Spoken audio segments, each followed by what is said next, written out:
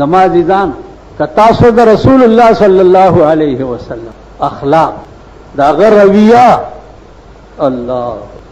طائف تلاړو تقریر تا دعوت تا د طائف خلک راغون کا ورته د اسلام دعوت ورکول د طائف خلک ویلې یا پکانو دالې ونه العیاذ بالله ماشومان ورپسې کړه او پکانو وشتلې شروع رسول الله صلی الله علیه وسلم داسې وشتو چې پړې مبارکې د وینو ډکې شو د دیوال سغاړې تناسته او جبرائیل علیہ السلام راغه چې یا رسول الله وایا دا طائف په بل په واړو اغلا سوچت کو چې یا الله د طائف خلکو په ما د کانو بارانو کو خدای د دې بدل کې په رحمت بارانو دا قران چې ویلي دي چې وانک لعلى خلق عظیم اے حبیبا تا غوندې اخلاق په کائنات کې د چا نشتا په کائنات کې ما عزیزانو داسې بچو چې زتا پکانو ولما او تما ته وای چې خدایا فایزه پکانو نستم او د دې بدل کې ته په رحمت بارانو د دې وجنا عزیزانو دلزاری مکوي دا د الله په نس باندې ډېر لوی جرم کنزلې درته چاو کړي کنزلې داغه بدل کې دعا ورته کوا دعا ورته ایو بزرگ وہی کہنا چاہیے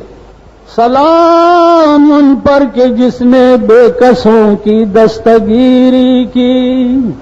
سلام ان پر کہ جس نے بے کسوں کی دستگیری کی سلام ان پر کہ جس نے گالیاں سن کر دعائیں دی دا کنزلو اور دو پہ بدل کے بے دعاگانے ورتا کوئی نو عزیزانو اللہ دی دا توفیق مونږ تم راي سو کنزلی وکي او مونږ ورته دعا وکړو سو کم پکانی ولي او مونږ ورته دعا وکړو بس اخیری کې دا بل یو خبره ووري کم شی چې د خپل ذات د استعمال د پاره هغه کې زکات نشته د ذات مثلا جامې دي ډېری دي ستا د خپل استعمال له دې کې زکات لکور لوخي لرګي دي په دې کې زکات نشته کور دې یو ته پکې اوسېږي په دې کې زکات نشته لارې دې دا هغه چلیږي تا ته آمدن راځي د لارې په اصلي قیمت کې زکات نشته داغه هغه راتلل کې پیسې چې دومره جمع شي چې نصاب ته ورسي بیا پاغه کې زکات بعضی مليانو نه څوک تاسو کې هغه وي د سایکل کې زکات ته چې راته پیسواري سایکلونو مېکلونو باندې چې دې کې زکات نشته عزیزانو اصلي اصول نه بزان خبره وای اوس لوی دنیا دا سدا چې هغه په یوازې زکات باندې اکتفا نه کوي چې زکات ورکړي نه د خیرات شکلونه اختیار کړي زکات خو یو فریضه ده زکات پیسې نشته او مال در سره ډېر دی خیراتی پیسې د خدای غریبانو د خدای ملنګانو ته ورکوا او د خدای مخلوق ته نو الله دې توفیق راکړي د خپل حبیب په خاطر او پنځ بناو کې یو زکات هم ده اقیم الصلاة واتوا الزکات منځ به کوئ او زکات به ورکوئ د زکات بنیاد داو چې کوم ما ستاسو په مخ کې ها یو دکاندار دی دکان کې د 1 لک او 2 لک روپو مال پروت دی په دې میاشت کې به د دې ټول مال حساب کوي ځکه چې د تجارت مال د پاره شرط دا دی چې دغه په اصلي قیمت کې زکات نو د دې حساب به وکړو چې د څومره روپو مال دی دغه به بیا زکات ورکړي د زکات متعلق ډېر خلک تپوسونه کوي څومره باندې کیږي څومره باندې نه کیږي څومره باندې کیږي عزیزانو اصل نصاب د زکات چې دی هغه سره زر او سپین زر دی 2.5 توله سپین زر او 19 توله سره زر دا چې چا سره وي نو دا سړی صاحب نصاب که خزوی او که سړی اوس چونکه عام طور باندې دا معامله د سرو سپینو نه نقد تراوته دا نقد بیا عربونه دی او کروڑونه دی او کربونه دی او د دې خبرې دي نو موږ نه خپل حساب هم پکې هر شوی دی ځکه چې اوس چا سره کربونه نو داغي حساب د پارم لسکه سپکار او بنیادی ټکي دا ووري چې 2.5 توله سپین زر چا سره وي او یا داغي قیمت ور سره دا سړی صاحب نصاب دی او دبا 2.5% زکات ور کوي 2.5 توله سپینو زرو غالبا دی وخت کې 5000 روپۍ جوړیږي د دې د پته کوي چې سپین زر 100 روپے توله دي چاته پته شته څوک زرګر شته پکې کنه ها زرګر دی دا څنګه زرګر دی بهرحال دا به زرګر نه تپوس کوي چې سپین زر 100 روپے توله دي او د 2.5 تولو چې څومره قیمت جوړیږي پروسه کال خو تقریبا 15000 روپے اوس شاید چې ډیری دا سړی صاحب نصاب دی نو 2.5% د 100 روپو څومره شو د 100 روپو 25 روپے شو او د 500 100 روپے شو 2500 100 با 100 روپے شو او د 2000 بیا 50 روپے شو نو د 100 روپو 1.5 روپے زکات کی عزیزانو دغه سے سرزر او سروزرو کی یو خبر ادا سدا چې د سپینو زرو نصاب ور سروي 6,000 روپے او سرزر کبیا یو تولای نو دا هغه یوې تولې بم بیا قیمت لګي او د 6,000 سره به د هغه زکات هم ورکړي د خلجان کې ډېر خلق پروتی دي چې سو کوئی زما 6 تولې کاله ده سو کوئی و تولې ده سو کوئی 15 تولې ده او نقد ور سره لس لکې نو بیا د دې سرو زرو زکات نه ورکړي ځکه چې دا وې نصاب ته نه دی رسیدي نه چې د سپینو زرو اصل نصاب ده دا ور سره پوروي نو سره زر ک یو تولې ک دو تولې وی ک درې تولې وی ک سلور تولې وی نو داغه د قیمت زکات بم دې سره زم کوي او بیا به ور کوي عزیزانو اوس دا به ور کوي چاته د دې ور کول د لپاره مسکین شرط ده مالدار سړی باندې زکات نه کی یو صورت ده که یو سړی داسې وي چې هغه د روټۍ گزاره خو کیږي لیکن هغه صاحب نصاب نه ده دا 6,000 روپے هغه سره نقدي نشتا نو په ده هم بیا زکات کیږي چې صاحب نصاب نه زیات تر ترجیح دې ته ورکوي چې د چا د روټۍ درک نه لګي د چا د جامو درک نه لګي د چا د مزدورۍ درک نه لګي دا خلق چې دي هغه زیات مستحق دي چې هغه ته زکات ورکړي اوس هغه بل خبره ده چې د کوم خلفای راشدینو بیان چې تاسو دا دومره جمعه واورېدو د دې خلفاو خو جون داسې وو او زندگی داسې وا چې هغه په خپل مستحق د زکات چې خلک ورکی ولا زکات چې د چا کور تبه د بیت المال نه پاوړتل او چا تبه جامع د بیت المال نه ملاوي دي یا صادر به د بیت المال نه ملاوي دو هغه خلق خو په خپل مستحق د زکات نو د دې وجنه عزیزانو دا بزیات تر خیال کوي چې زکات دا حق د مسکین دی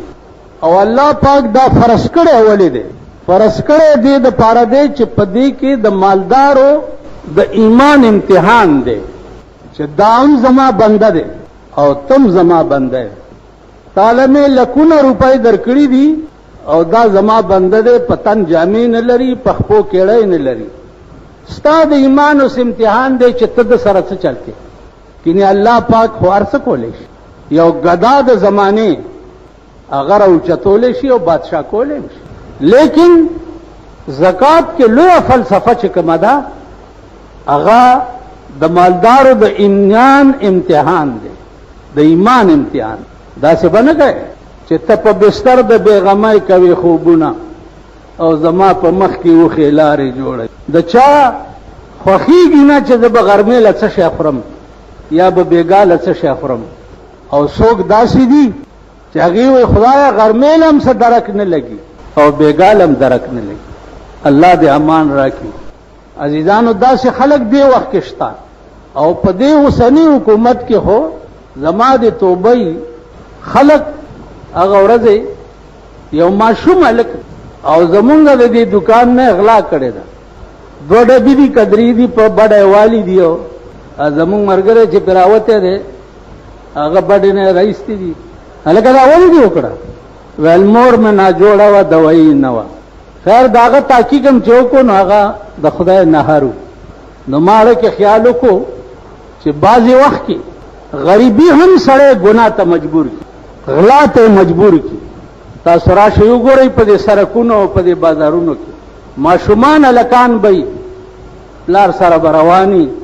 او ریړه به روانه کړي، چېرته سبزي پکې ده او چېرته باټینګړ پکې دي. په خدای قسم چې زه دا وګورم زما دیړه کې درد شي او خولې نه مې نور څه نه راځي، او دا وایم چې یا الله ته د دین خالق او مالک خدای صدقه اسباب ورته جوړ. نو عزیزانو عرشی کې لوی شی درته ګوره دا ووایم، تاسو ته خو دا منځونه او دا ګیرو کې ګمنځې ممنځې وال چې دي که نه، دا درته بزرګي ښکاري. پوه شوې؟ نه، بزرګي دا نه ده.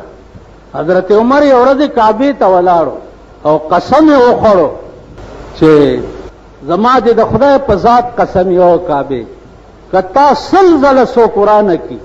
نو الله پې دومره نه خفه کېږي لکه د یو غریب زړه چې سړی بې ګناه ودردوي او خدای پې خفه کېږي. کعبه چې 100 ځله ورانه نو ځکه مولانا روم وایي چې دل بدستا ورد کے حج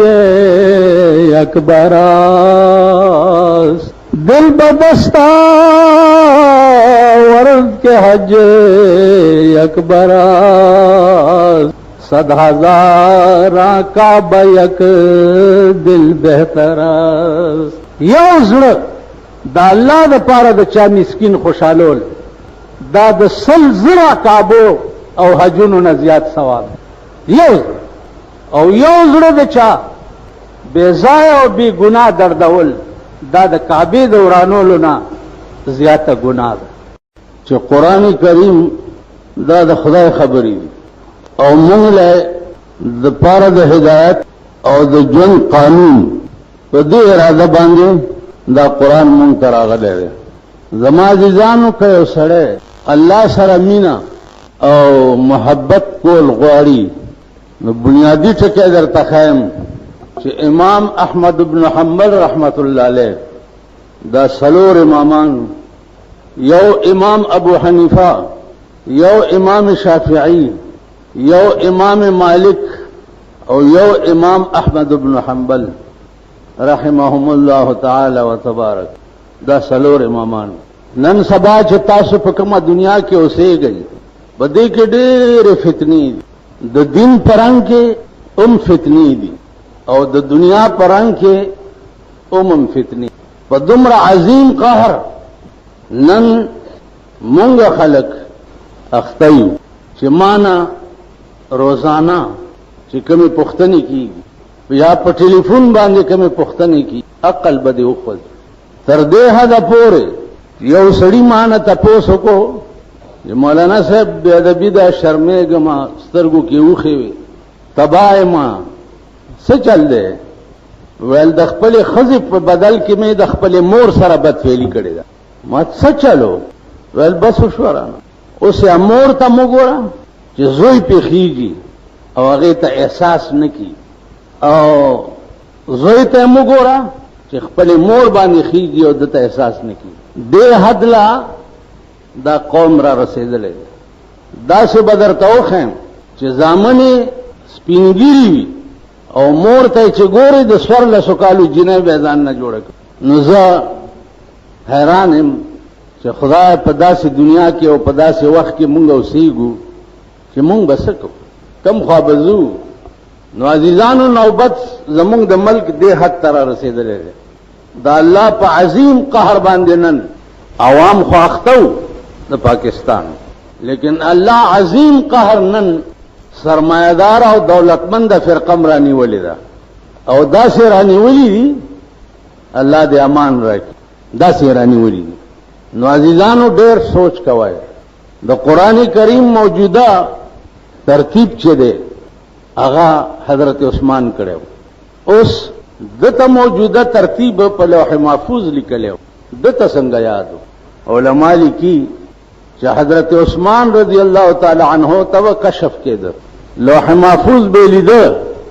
چې دا آیات دې پسې دی، دا سورت دې پسې دی، دا دې پسې دی، دا دې پسې دی،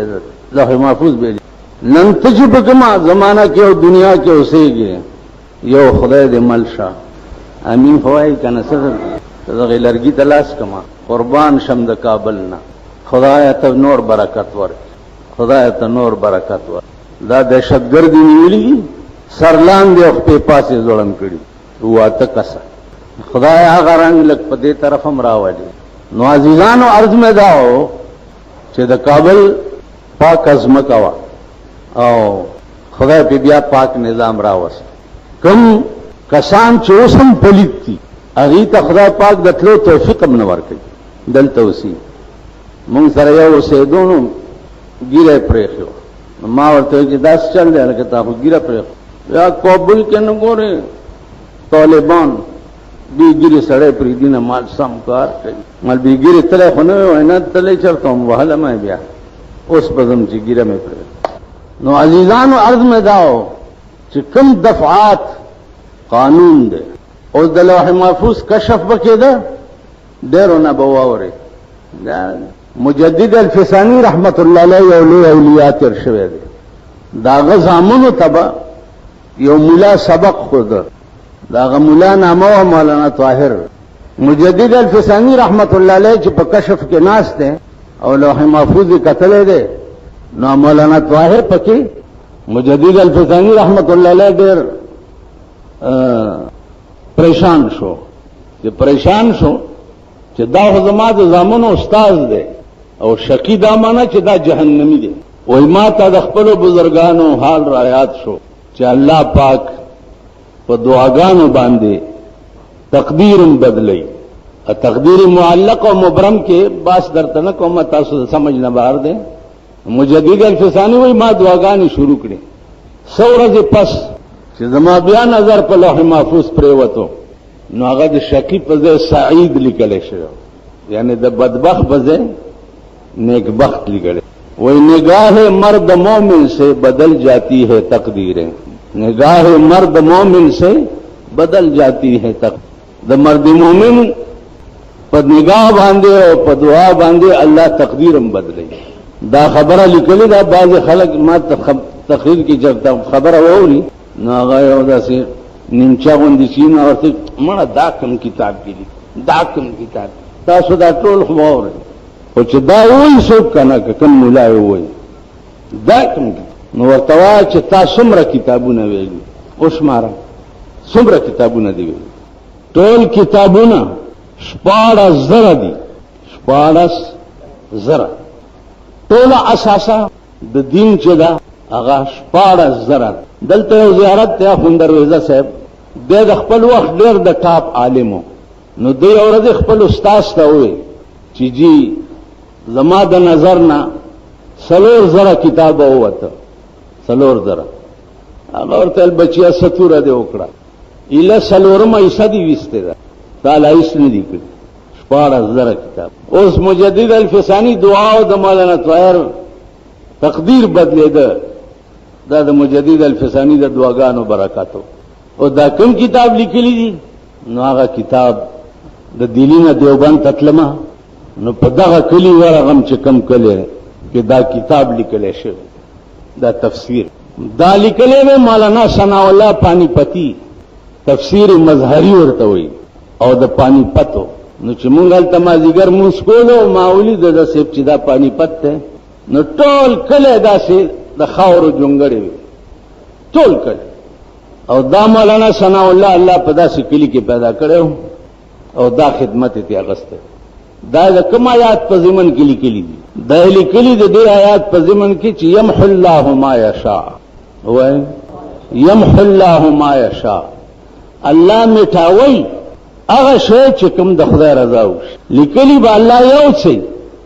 او هغه باندې بکر خراکاږي دا غي په ځای بل سګولي ستا په تقدیر بدبخت لیکلې وي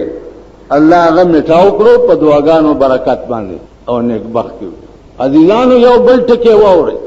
دعاګانې چې دي دا دي مخ العبادات الدعاء مخ العبادات دعا چې دا د عبارتونو مغز دی مغز او څنګه دعا سورۃ مریم کې وګورئ کاف ها یا عین صاد ذکر رحمت ربک عبده زکریا اذ نادى ربه نداء خفیا الله ته چې زاری کوله نو یوازې او پشپکې او غلې دا اوس دعاګانې زمونږ چې دي که نه صاحب چغې وو په لوډ سپیکر باندې خدای داسې وکړي خدای داسې وکړي خدای داسې قبر کې سړی مړي او په قبر مونږ یا الله دعا وکړي چې جنت فردوس ورکړو خدای ته ورله غټ سورب مړی چی غور غوندې مړی که نه نو دعا پې وکړي چې یا الله ته واړه جنت ورکړه یا الله ته واړه نو یو ملا ته مې چې خدای دې کور وران کا چې ته واړه جنت دې ده ته ورکړه نو مونږ به کم خوازو نو مونږه په 10 یا 100 روپیا ته واړه جنت درکو جنت یو صحابي به دعا کوله چې یا الله په جنت کې خي طرف ته هغه سپینه ماڼۍ چې هغه ماته را رسول الله صلی الله علیه وسلم چې واورید ورته له خدای بنده دا مو آیا چې خي طرف ته سپینه ماڼۍ دا دعا کوه چې خدای دې جنت ته مې ورننه باسي چې دننه لاړ شي هر سستا د یو جنتی رقبه به د ځمکې دومره چې 100 کاله په اس بزلو کې نو خپل رقبه به نشي معلومول دومره لویه دنیا به یو جنتی او ادنا جنتی ته ورکوي نو دا مو وایي چې خي طرف ته سپینه ماڼۍ دا دعا کوه چې خدای ورننه مې باسي حضرت عمر چې دا واورېده نو هغه لاس اوچت کوي یا الله لا لی ولا علی خدای هیڅ نه غواړم توبه مې ده جنتونه او نعمتونه نه غواړم خو چې سراته ونه وي اوس مونږ او تاسو چې مونږونه کوو کنه خدای دار راکړي خدای دار راکړي خدای دار راکړي اول خو زمونږ خولې د دواګانو نه د چا خوله د کاشوغې په شان ده د چا خوله چې ده د ټپوس په شان ده خیال هم راغی د چا شونډې چې دي هغه د خره په شان دي زمونږ د الله دا راکړي الله دا د خدای عظیم قهر دی په دې ملک چې خدای نازل کړي د دین پرنګ دي سره فتنې دي د پیرای په دنیا کې دي سره فتنې دي په هر رنګ کې هر سړي خپل فتنه ځان ته جوړه کړې ده نو دعا دا کوئ چې یا الله سغواړم نه خو چې سره ته ونه وي الله پاک د مسلمان قوم د پاره تر قیامت پورې آئین را لګلې چې دا د مسلمان قوم قانون وي او د دې د ژوند ټول فیصلې چې دي هغه به په دې قرآن باندې کیږي حضرت عثمان رضی الله تعالی عنہ چې څه وخت کې ترتیب ورکړو او د کتاب شکل شو نو دین بیا 4-5 نسخې نورې جوړې کړې او دغه وخت کې د حکومت وسعت چې دی هغه ډېر شوی نو د هر علاقې گورنر چې هغه ته یو نسخه واستوله چې ته به د خپل وطن او د خپل علاقې فیصلې چې دی هغه په دې قرآن باندې کې د خلفاء الراشدین دور هغه نه پس د تابعین دور هغه نه پس د تبع تابعین دور دا ټول نظام چې دی او فیصلې دا به صرف او صرف په قرآن باندې کې په دنیا د خدای کې داسې مسله نشته او داسې فیصله نشته چې داغه وجود په قرآن کې نه نن دنیا کې وګورئ د دنیا مسلمانان داغي د ژوند فیصله وګورئ هر فیصله د قرآن نه خلاف هر کواده وګورئ قرآن څه ویلي دي چې ما اتاکم الرسول فخذوه وما نهاکم عنه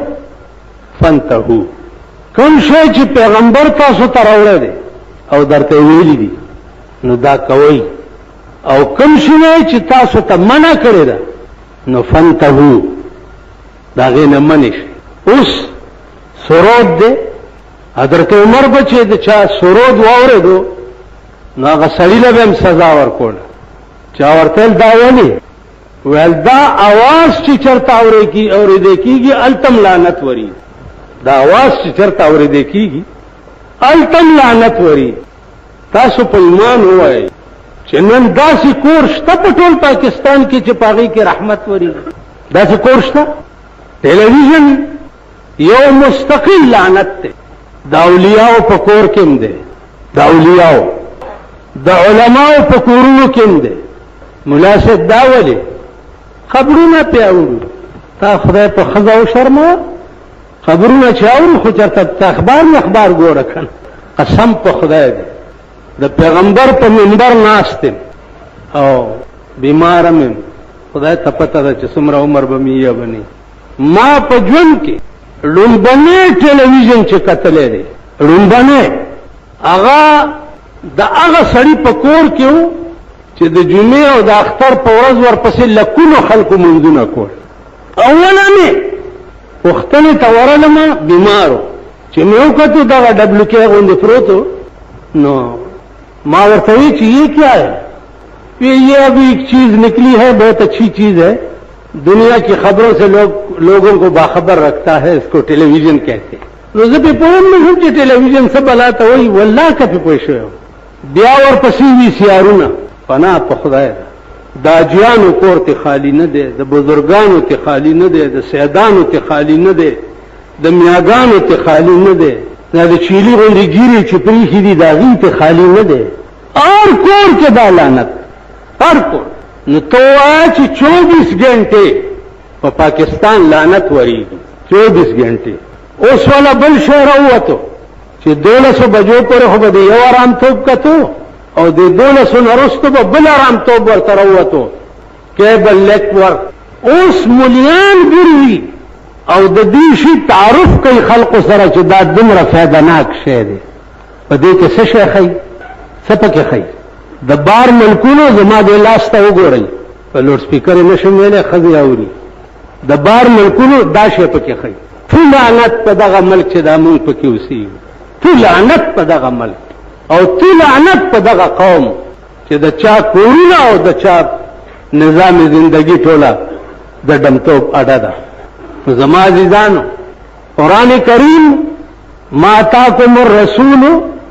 فخذوه وما نهاکم عنه فانتهوا کوم شی چې درته ښایي په هغې عمل وکئ او چې د کوم شي نه منې کوي نو د هغې نه منې شئ یو وینا د پیغمبر وښایه چې نن ستا په ملک کې دا قوم ته منې شوي هغه لا څه کې بله ورځ یو ملا راغی د هغه ملا 1400 روپۍ تنخوا ده په مدرسه کې استاد دی دومره کارډ یې راوړو د واده دا څه کوې لکه جی اوس خلک هم نه پرېږدي زما واده دی وایي دغه واده مال په ړومبی شپه دا ښځه ستا سر ته کښېنه خدای دې هلاک که چې هلاک په 1400 روپۍ خو د ټیپرو کټوای ثابته میاشت نه پخېږي کور دې وران شه دا د حیثیت دی دا ویل قرض مې اخیستي ما وی چې دی ورک شي بې خو باسه دا قوم به د سړي زامن شي ټول عمر هر ورځ موټر ولاړي د ګلونو والا او موټر سجاوي بیا په سړک تیریږي نو هلکان په پاس ناست دي چې دوڼدوڼی په دې کې ده دوڼدوڼی په دې کې یعنې ستا لور په 2000 خلکو کې روانه یو موټر سیرې لګېدلي دا پکې ناست دی دا خو چې خدای دې کور ته ورولي او بېګاله په ټول کور سیلاب راشي او جهنم ته یې ورسوي په داسې کنجرتوب او داسې ډنګتوب باندې ناوې بوځي ستا لور چې د پیغمبر د لور په شان واده نه شي ته د مسلمان بچې ته د مسلمان زوی ستا زوی چې د پیغمبر غوندې نکاح ونه شي د بیبي عایشې سره ته د سړي زوی د پیغمبر واده دی د سردار کونین واده دی د الله د محبوب واده دی چا چې خپله خدایي د چا د وجې ظاهره کړې ده د هغې واده دی او چا سره دی د ابوبکر صدیق د لور سره دی د بیبي عایشې واده دی وښایئ په دې ټوله دنیا کې چې پیغمبر په باندې ولیمې کړي خلک یې راغوښتي دي خپل ملګري یې راغوښتي دي چې راځئ زما واده دی نو زه هره ورځ ګورم د 2 روپو بالته وریجې خوري خدای دې هلاک کو د 200 روپو د ګنټه روانه کړې ده کاغذ کې یې نیولي ټوکرای به کېږي وختي یو تېرېدو ما ته داسې وکتل ما خدای به دې راننه نه باسي اوس ملیان دي د جمعې چوټي پکار د جمعې چوټي پکې دا لیډران دي دا اسلام فروش دي د دوی چې بیړۍ په ډوبېدو شي نو د اسلام نامه والي چې هله چې دا بیړۍ مې بیا راوځي د جمعې چوټي پکار دی جمعه ستا کپر او خوره مطلب دې دا دی چې د جمعې په ورځ ډمتوب پکار دی د جمعې چوټي په اسلام کې کم ځای ده ته خو یو د دې ګریوان نه ونیسه او یو څو پټاخې په داخله لګاو کا چې د جمعې چوټي کوم دی په اسلام کې چوټي شته جمعې په ورځ صرف یا ایها الذین آمنوا اذا نودي للصلاة من يوم الجمعة فاسعوا الى ذكر الله وذروا البيع اذا نودي للصلاة من يوم الجمعة د جمعې په ورځ چې اذان وشي نو فاسعوا الى ذكر الله وذروا البيع خرید او فروخت پرېږدئ او جمعات ته لاړ شئ بیا فاذا قضيتم الصلاة نو فانتشروا في الارض وابتغوا من فضل الله چې منځ شي فاره شي په ځمکه کې او بیا خپل کاروبار شروع کړئ دا کنه داسې وایي کوم دی چمن تاسو کې هم یو ملاقات شو سم کار خدای رانیولي